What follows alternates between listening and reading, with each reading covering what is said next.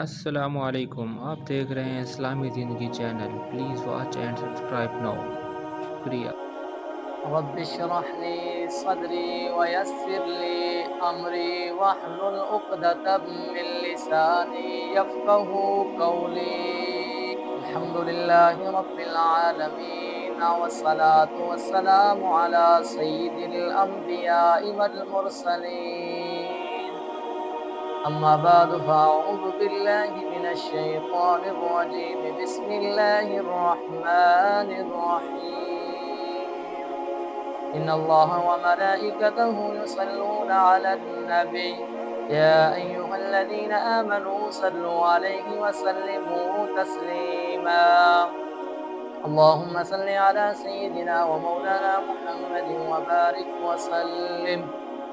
محترم ناظرین اکرام، السلام علیکم ورحمۃ اللہ وبرکاتہ۔ جیسا کہ آپ نے پچھلی ویڈیو میں واقعہ سنا کہ حضرت عیسیٰ علیہ السلام اور ایک خوبصورت پرندے کا واقعہ، اور آج کا جو ہمارا واقعہ ہے وہ حضرت سیدنا عیسیٰ علیہ نبینا علیہ السلام اور ایک بوڑھا شخص۔ حضرت سیدنا عیسیٰ علیہ نبینا علیہ السلام کا گزر ایک پہاڑ کی چوٹی سے ہوا تو دیکھا کہ ایک بوڑھا شخص عبادت خدا میں مصروف ہے، اور نہ اس کے پاس گرمی سے بچنے کے لیے کوئی ساز و سامان ہے اور نہ ہی جاڑے سے بچنے کا۔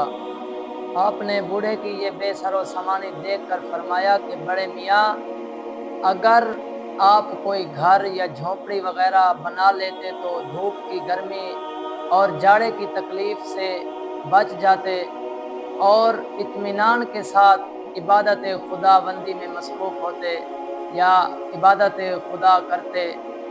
تو بوڑھے شخص نے بڑی لاپرواہی کے لہجے میں جواب دیا، اے روح اللہ علی نبینا علیہ السلام، کہ مجھے آپ سے پہلے بیشتر انبیاء کرام علیہ السلام سے یہ خبر پہنچی ہے کہ میں 700 سال سے زیادہ زندگی نہیں جیوں گا، تو میری عقل نے یہ بات بالکل بھی مناسب نہیں سمجھی کہ میں کوئی لمحہ بھی اپنے رب کی عبادت کیے بغیر گزاروں اور اپنے لیے کوئی مکان یا جھونپڑی وغیرہ بناؤں۔ دیکھیں ناظرین، اس بزرگ کو وہ اپنی 700 سالہ زندگی کو اتنی مختصر سمجھ رہا ہے، اور دوسری طرف ہم ہیں کہ ہماری 50 سال 60 سال یا حد 70 سال تک زندگی ہوتی ہے، تو ہم دیکھیں کن کاموں میں لگ گئے ہیں۔ کوئی کہتا ہے کہ ہمارے لیے کوئی بڑے بڑے مکان ہوں، بڑے بڑے بنگلے ہوں، لیکن میرے بھائی، یہ زندگی مختصر سی زندگی ہے۔ اس زندگی کو ہمیں اچھے طریقے سے گزارنا چاہیے، اس میں ہمیں نیک اعمال کرنے چاہیے۔ سیدنا عیسیٰ علیہ نبینا علیہ السلام نے فرمایا کہ تو اپنی 700 سالہ زندگی کو اتنا کم سمجھ کر مکان بنانے تک کو بیکار سمجھتا ہے، مگر اس امت کی کتنی بے نادانی ہے کہ ان کی عمریں 100 سال سے بھی تجاوز نہ کریں گی، مگر وہ بڑے بڑے عالی شان محلات بنائیں گے، بڑے بڑے آرزوئیں یعنی بڑے بڑے خواہشات رکھیں گے۔